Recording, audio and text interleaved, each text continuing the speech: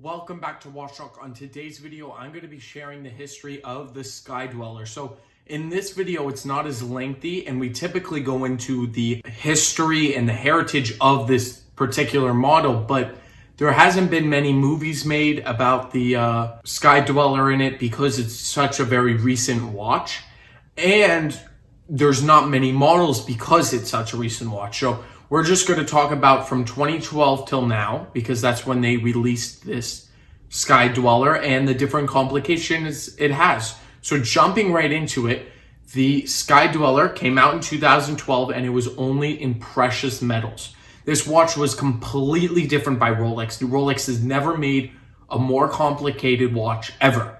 The complications are an annual calendar, so that means you do not have to change the date every month. On a date just, on the 3135 movement, you would have to change the date at even every 2 months because of the date.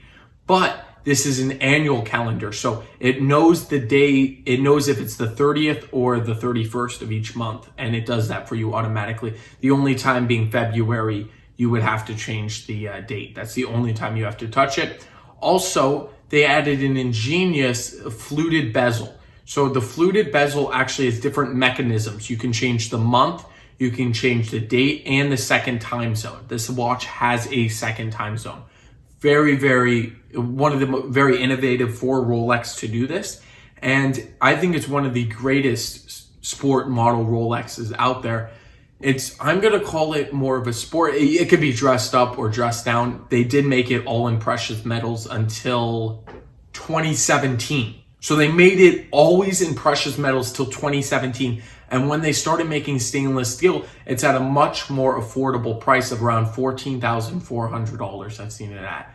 That's a lot less than the actual gold. As you know, gold goes a lot. It's a lot more money to get a Rolex in gold than stainless steel. Also, stainless steel typically goes up in value, but we're not going to talk about value with this watch. So this watch actually, if you look at old videos of guys going through Rolex stores, or look at the old, if you walked into a Rolex store during maybe 2012, even further into that, maybe even a few years ago, maybe before, say you walked in 2015 to a Rolex store and you went to the sport model section, the watches you would be looking at are typically Sky-Dwellers. They didn't sell out right away. These watches did not. And typically because women's Yachtmasters, they don't sell as much as the other sport models. So Yachtmasters and Sky-Dwellers were the ones that you could actually find at ADs. The Sky-Dweller now is taken off because of the stainless steel on the watch. Also, the blue dial version is the most famous. It's the hot selling item. They're saying it's selling as the same as a Daytona. And that's very, very cool because Daytonas sell very well. So those ones are selling very, very well. So if you look on the outside chapter ring, like the very outside between the hour markers, there's actually white and red. And there's different variations of colors depending on which one you actually get.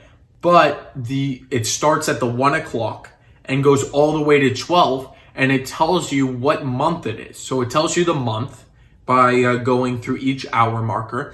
It tells you the date and a second time zone on the inner bezel. So we have seen watches that can tell 2 different time zones with Rolex. And actually, my last video with Rolex is the GMT Master. So that was the original Rolex watch that could tell 2 time zones.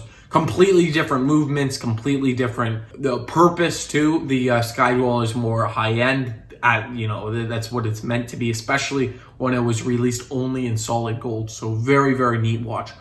And throughout the years, we've seen different variations from 2012. Now it's selling very, very fast, especially in steel. Let's go over some dimensions. So the watch is 42 mil.